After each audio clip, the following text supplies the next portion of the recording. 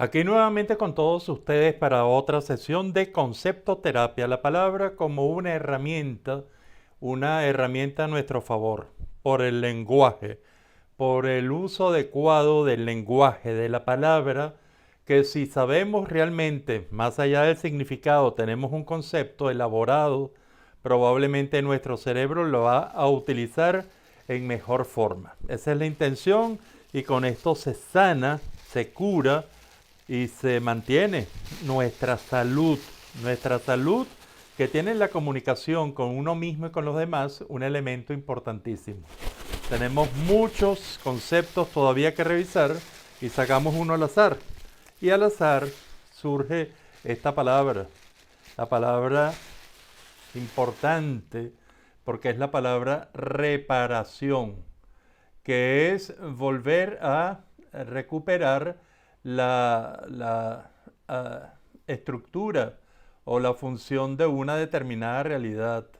Es volver a que realmente una cosa tenga la estructura y la funcionalidad que había tenido y que realmente se ha dañado por diferentes causas.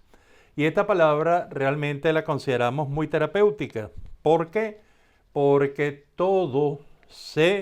cuando hay uso, hay un determinado daño, daño de estructuras que se están usando continuamente o inclusive por no usarse en forma adecuada o inclusive también por no usarse, y esto va a generar daños estructurales o daños funcionales. Entonces nosotros enfocamos en forma terapéutica la palabra y el concepto de reparación como si la reparación es una reparación simple, es una reparación muy compleja o es una reparación muy completa.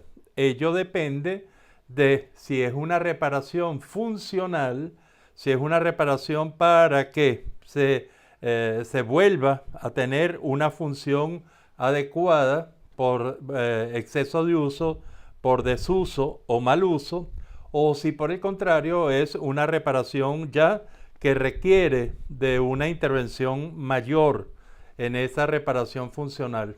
Y también las reparaciones de tipo estructural, es decir, cuando una pieza de ese sistema se daña o se daña en forma que puede ser reparada o se sustituye por otra, y en esa forma nosotros vamos a reparar no a ese elemento, sino vamos a reparar la estructura. Y cuando nosotros hablamos de esto, también podemos hablar también de la capacidad que hay de reparación que podemos tener nosotros con nuestro cuerpo.